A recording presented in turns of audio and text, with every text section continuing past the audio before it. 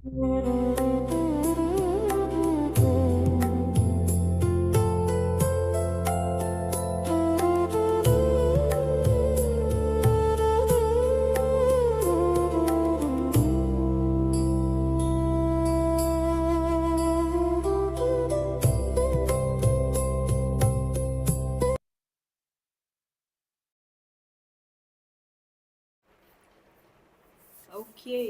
सुस्वागतम स्वागतम. आपल्या या हिलिंगच्या फ्री सेशनमध्ये तुमचं मनापासून मी वैष्णवी जंगम स्वागत करते. तुमचं हार्दिक अभिनंदन, कारण का स्वतःवर तुम्ही प्रेम करताय, स्वतःची काळजी घेताय, म्हणूनच आज तुम्ही हे हिलिंग सेशन अटेंड करताय आणि स्वतःमध्येच बदल करण्याचा प्रयत्न करताय. सो तुमचं मनापासून अभिनंदन, कारण का तुम्ही आज ही एक पहिली स्टेप घेतली आहे हिलिंगच्या दृष्टीने, म्हणजे स्वतःला आतून साफ करण्याच्या दृष्टीने. सगळ्या नकारात्मक भावना बाहेर काढायच्या आहेत, म्हणजेच आपल्याला भावनांचं आपलं विसर्जन करायचे आहेत. ज्या काही नकारात्मक भावना आहेत त्या सगळ्या नकारात्मक भावनांचं. सो मी तुमचं मनापासून स्वागत करते ह्या आपल्या हिलिंग सेशनमध्ये. नमस्कार सगळ्यांना.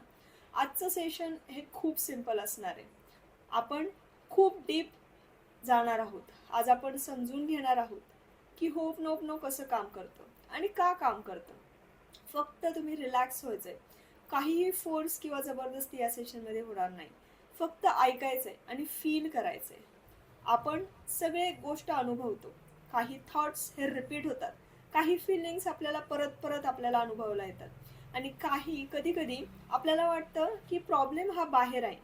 लोक, सिच्युएशन्स आणि पास्ट लाईफ म्हणजेच भूतकाळ आणि परिस्थिती. पण खरं नक्की काय आहे? रिॲक्शन तर आपल्या आतमध्ये तयार होतात, म्हणजे एखाद्या गोष्टीची प्रतिक्रिया आपण जी देतो ती आपल्या आतमध्ये तयार होते. बाहेर घडलेल्या घटनेमुळे असं आपल्याला वाटतं, किंवा बाहेरच्या लोकांमुळे किंवा बाहेरच्या परिस्थितीमुळे असं होतंय असं आपल्याला वाटतं.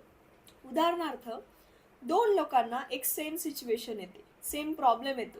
एक शांत राहतो आणि दुसरा एकदम डिस्टर्ब होतो आणि पॅनिक होतो. का?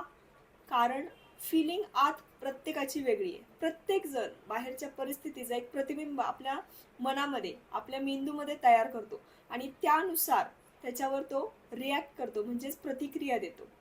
म्हणजेच आपण बाहेरच्या गोष्टींना नाही तर आपल्या आतल्या मेमरीला रिॲक्ट करतो.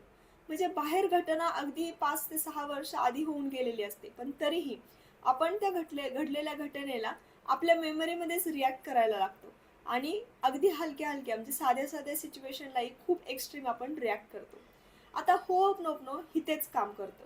आपल्या सबकॉन्शियस माइंडमध्ये ज्या काही जुन्या आठवणी आहेत, इमोशन्स आहेत किंवा जे काही अनुभव आहेत म्हणजेच एक्सपिरियन्स आहेत, ते जे स्टोअर झालेले असतात हेच पॅटर्न म्हणतात. आता एखादी इमोशन किंवा एखादी भावना आपण अनुभवली, त्यानंतर ती परत परत त्याच वेळेला किंवा त्याच्याशीच निगडीत असलेल्या परिस्थितीमध्ये आपण परत परत अनुभवतो आणि त्याचा एक पॅटर्न तयार होतो. म्हणजे आपण बघितलं असेल की घरात जर खूप पसारा करत असतील आणि आपण दररोज त्याच्यावर चिडत असू, तर अगदी छोटासा जरी पसारा असला किंवा छोटीशी गोष्ट इकडची तिकडे गेली तरी त्या एका गोष्टीमुळे अख्खं घर पसारा झालेला आहे किंवा अख्ख्या घरामध्ये धुडगूस माजलेला आहे असं आपल्याला वाटू शकतं. त्यामुळे ह्या जुन्या आठवणी, इमोशन्स, एक्सपिरियन्स याचा एक पॅटर्न तयार होतो आणि मग तोच रिपीट होतो. नंतर अगदी मोठी घटना किंवा मोठी भीतीदायक घटना किंवा प्रॉब्लेम आलेला नसतो, पण तीच भावना जी आपण भूतकाळात अनुभवली तीच भावना परत एकदा रिपीट होते. होप नोप नो काय करतं, तर ते म्हणतं जे काही माझ्या आत आहे मी त्याची रिस्पॉन्सिबिलिटी घेते किंवा घेतो. म्हणजेच जे काही आपल्या आत आहे ह्याची जबाबदारी ही 100% आपली असते आणि ह्याच्यावर आपण 4 आपली वाक्य उच्चारतो किंवा त्याचं ध्यान करतो. म्हणजेच आय एम सॉरी, म्हणजे मला माफ कर, प्लीज फॉरगिव्ह मी, थँक्यू म्हणजे धन्यवाद, कारण काही ही परिस्थिती आपल्यासमोर आली, हा प्रॉब्लेम आपल्यासमोर आला, त्यामुळे आपल्याला एक अपॉर्च्युनिटी मिळाली की आपण आपल्यामध्ये बदल करू शकतो आणि आपले स्किल्स आणि टूल्स वाढवू शकतो, ज्याच्याने आपण ही परिस्थिती जास्त चांगल्या पद्धतीने हँडल करणार. आणि शेवटचं वाक्य आहे आय लव्ह यू. म्हणजेच आपण बऱ्याच वेळा प्रेम आपल्या मनातलं ते फक्त 2 व्यक्तींमधलं किंवा एखाद्या परिस्थितीमधलं किंवा एकाच व्यक्तीबरोबरचं असं नाही, तर प्रत्येक गोष्टीबरोबर आपण एक कनेक्ट फील करत असतो. आपल्या देवाबरोबर आपण तो कनेक्ट फील करत असतो, ते प्रेम फील करत असतो. आपल्या आई वडिलांबरोबर, आपल्या आजी आजोबांसोबत, आपल्या नातेवाईकांमध्ये, आपल्या मित्रमंडळींमध्ये हे जे प्रेम आहे ते आपण एक्सप्रेस करायला घाबरतो किंवा एक्सप्रेस करतच नाही, त्याची आपल्याला तशी फारशी गरज वाटत नाही. पण खरं तर आपण हीच सुंदर भावना, प्रेमाची भावना ही एक्सप्रेस केली पाहिजे. असं नाही की फक्त बॉयफ्रेंड गर्लफ्रेंड किंवा नवरा बायकोंमध्येच प्रेम असतं. प्रत्येक नात्यामध्ये आपण प्रेम हे अनुभवत असतो. त्यामुळे ही 4 वाक्य, I am sorry, please forgive me, thank you, I love you, ही 4 वाक्य आपण रिपीट बोलतो ह्या होपमोनोपनो टेक्निकमुळे. ही जी काही वाक्य आहेत ती बोलताना आपण कोणालाच ब्लेम करत नाही. आपण स्वतःला क्लीन करतो. म्हणजेच आपल्या मनाची, आपल्या शरीराची आपण एक आतमधून स्वच्छता करतो. आपल्या माइंडची, म्हणजेच आपल्या डोक्यामध्ये जे काही चुकीच्या भावना अडकलेल्या आहेत, एखाद्या परिस्थितीबद्दल आपण ती नकारात्मक भावना धरून ठेवलेली आहे, तर ती हळूवार रिलीज करण्यासाठी ही 4 वाक्य ही इफेक्ट देतात. या फ्री सेशन्समध्ये आपण काय करतो, तर ओव्हरऑल आयुष्यामध्ये ज्या काही नकारात्मक भावना असतील, ज्या मोस्ट ऑफ दी खूप साऱ्या लोकांच्या कॉमन भावना असतात, की उदाहरणार्थ भीती, गिल्ट, म्हणजे हे का झालं, हे का माझ्यासोबतच का होतं, दुःख किंवा हर्ट झाल्याची भावना किंवा एखाद्याला ब्लेम करण्याची भावना, या सगळ्या निगेटिव्ह भावना आपल्या आयुष्यात असतात. ह्याच स्वच्छ करण्याचं, क्लीन करण्याचं, आपल्या शरीरातून, आपल्या मनातून आणि आपल्या डोक्यातून ह्या सगळ्या गोष्टी बाहेर विसर्जन करण्याचं. म्हणजेच या आयुष्यात जसं आपण म्हणतो की नदीसारखं स्वच्छ राहावं, म्हणजे नदीसारखं वाहतं राहिलं की स्वच्छ राहतं. या गोष्टी वाहत्या आपल्या आयुष्यात राहिल्या पाहिजे. म्हणजे ज्या काही सकारात्मक भावना येतात किंवा ज्या काही नकारात्मक भावना येतात, ह्या आल्या त्या एक्सपिरियन्स करायच्या, अनुभवायच्या आणि पुढे सोडून द्यायच्या. म्हणजेच आपल्या भावनांचं विसर्जन करायचं, दोन्ही भावनांचं. तरच आपण एक बॅलन्स लाईफ राहू शकतो. कारण का जर एखादा व्यक्ती म्हणाला की मी फक्त निगेटिव्ह भावनाच एक्सपिरियन्स करणार, म्हणजे ते बोटीसारखं आहे. तो जर म्हणाल मी फक्त डावीकडेच करून किंवा डावीकडच्याच गोष्टींकडे लक्ष देऊन आयुष्य पुढे जगणार, तर तो एक बॅलन्स, किंवा तो पक्षी जर असं म्हणाला की मी लेफ्ट साईडच्याच फक्त पंखाचा वापर करणार, तर तो उडू शकतो का? नाही. तसंच आपणही नुसतंच निगेटिव्ह भावना किंवा नुसत्या पॉझिटिव्ह भावना धरून आयुष्य जगू शकत नाही. किंवा या दोन्ही भावना ह्या तराजूचे 2 परडी आहेत, ते बॅलन्स करत करत आपल्याला हे आपलं आयुष्य पुढे जायचंय. आणि जे काही चॅलेंजेस येतील, ज्या काही समस्या समोर असतील, त्याला टॅकल करायचंय, त्याला सॉल्व्ह करायचंय. ते सॉल्व्ह कसे करणार? जर आपण भीतीच्या भावनेमध्ये असू किंवा नकारात्मक भावनेमध्ये, दुष्ट किंवा हर्ट झाल्याच्या भावनेत असू, तर या भावनेमधनं आपण कोणतंही सोल्युशन किंवा उपाय हा तयार करू शकत नाही किंवा शोधू शकत नाही. त्यासाठी आपलं मन शांत असावं लागतं. बाहेरची परिस्थिती कितीही बिकट असली तरी आपल्या समोर एक अशी न दिसणारी भिंत असली पाहिजे, न दिसणारी लेअर असली पाहिजे, जी आपल्याला प्रोटेक्ट करते सगळ्या नकारात्मक भावनांपासून. आणि आपल्या मनातली जी शांतता आहे, जी कृतज्ञता आहे, त्या भावनेतून आपण त्या परिस्थितीचं काहीतरी सोल्युशन हे शोधू शकतो.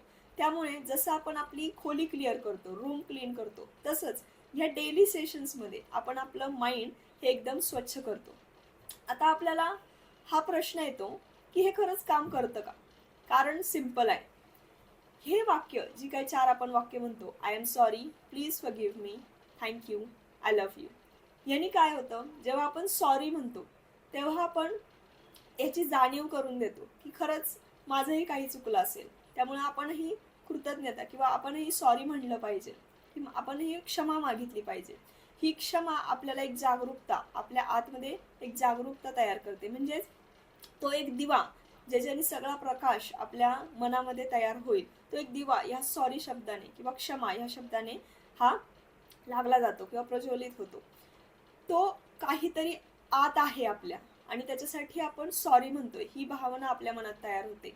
नंतर प्लीज फॉरगिव्ह मी, जेव्हा आपण एखाद्याची क्षमा मागतो की मला तुम्ही माफ करा, किंवा आपण स्वतःचीच क्षमा मागतो, तेव्हा आपण आपला आतलं जे द्वंद्व आहे, आतमध्येच आपण आपल्या स्वतःशी जे काही भांडत असतो, जे काही युद्ध करत असतो, ते आपण थांबवतो. कारण का आपण सगळी शस्त्र खाली ठेवून पूर्णपणे शरण जाण्यासाठी तयार होतो. त्यामुळे प्लीज फॉरगिव्ह मी ह्याच्यामुळे आपल्याला एक सॉफ्ट, आपल्या मनामध्ये सॉफ्टनेस तयार होतो. कोणत्याही परिस्थितीमध्ये, अगदी स्वतःबरोबर किंवा आपल्या आयुष्यात असणाऱ्या, कुटुंबात असणाऱ्या व्यक्तींबरोबर एक तो सॉफ्टनेस तयार होतो, ज्याच्यामध्ये आपण त्या व्यक्तीच्या दृष्टीनेही विचार करू शकतो आणि त्या परिस्थितीला काही वेगळ्या प्रकारे हाताळून त्या परिस्थितीत एक चांगला बदल हा घडवून आणू शकतो. नंतर थँक्यू हे 3रं वाक्य. या थँक्यू शब्दाने किंवा या थँक्यू बोलण्याने एक एनर्जी शिफ्ट होते. म्हणजे जेव्हा आपण I am sorry, please forgive मी म्हणतो, तेव्हा आपण स्वतःलाच कमी लेखतो.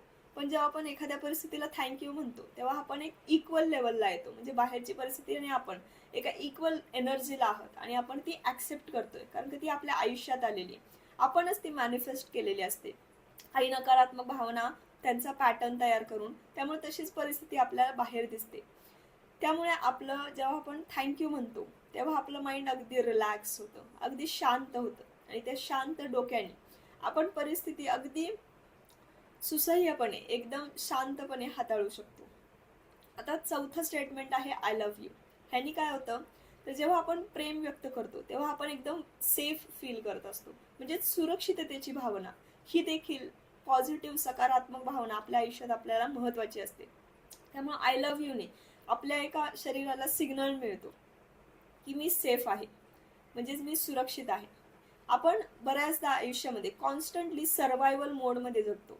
आता सर्वायवल मोड म्हणजे काय, तर काहीतरी बाहेर प्रॉब्लेम आहे, काहीतरी इमर्जन्सी आलेली आहे, त्यामुळे आपल्या ब्रेनमध्ये हे कॉन्स्टंटली स्ट्रेस हार्मोन रिलीज होत असतात आणि बाकीच्या सगळ्या हिलिंगच्या प्रोसेस किंवा शरीरात जर काही दुरुस्तीचं काम करायचं असेल ते सगळं थांबवून फक्त मसल्सवर बॉडी फोकस करते. डायजेशन वीक होतं.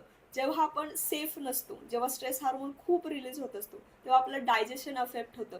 आपली जी काही रिकव्हरीची प्रोसेस आहे ती लांबते आणि आपल्या बॉडीला हे पुन्हा पुन्हा जे काय आपल्या सेल्स आहेत, पेशी या तयार होत असतात, ही जी प्रोसेस आहे त्याला जास्त एनर्जी, जास्त एफर्ट्स टाकावे लागतात. त्यामुळे आपण आपल्या स्वतःला, आपल्या शरीराला, आपल्या मनाला आणि आपल्या मेंदूला हे सतत सांगितलं पाहिजे की मी सेफ आहे, मी सुरक्षित आहे.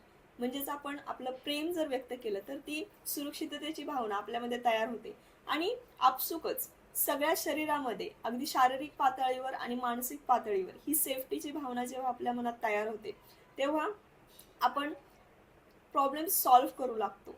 तेव्हा आपण आपल्याला समोर असणाऱ्या जे काही पर्याय आहेत, जे काही ऑप्शन्स आहेत ते दिसायला लागतात आणि आपण करेक्ट डिसिजन घेऊ शकतो जेव्हा आपण सुरक्षित फील करत असतो. जेव्हा बॉडी सेफ फील करतं तेव्हा इमोशन्स रिलीज होतात. म्हणजे जे काही धरून ठेवलंय बॉडीने, जे काही साठवून ठेवलंय, कारण का त्याला असं वाटतंय की आता बाहेरची परिस्थिती सेफ नाहीये, इमर्जन्सी आहे, त्यामुळे तो सगळं साठवून ठेवतो. म्हणूनच आपल्या बॉडीचं वेट वाढत राहतं.